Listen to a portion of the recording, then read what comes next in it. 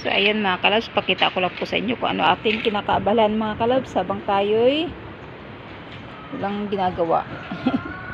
Walang ginagawa. So ito yung ginagawa ko mga kalabs, ang aking sticker para sa small business mga kalabs. So ayan ating inano ko ng mga kalabs kasi para pagka ating kailangan naka-ready na po siya mga kalabs. So marami-rami pang ating ikakat mga kalabs. At ito'y binili ako ng labs ko ng ganito para hindi na ako mahirapan na gamit ng gunting mga kalabs, kaya ito yung pangmadalian.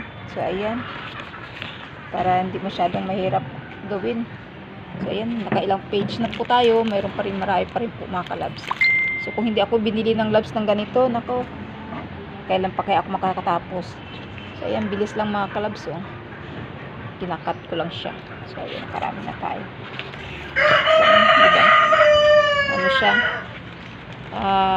super nakakatulong yung binili ng labs pang cutting paper cutting pala ito.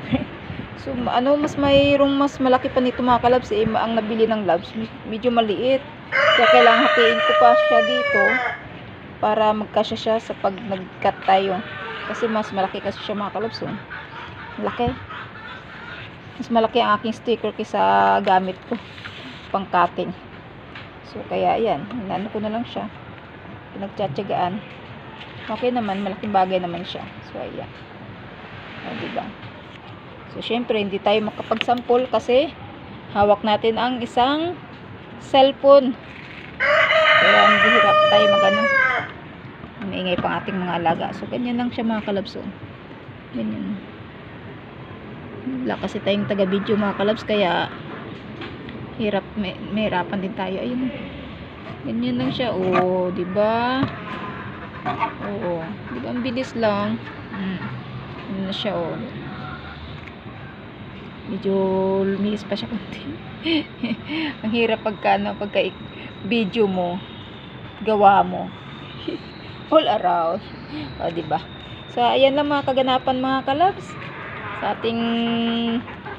ating lugar na munting kubo. So dito lang tayo nagkakabalahan mga kalabs. So ayan.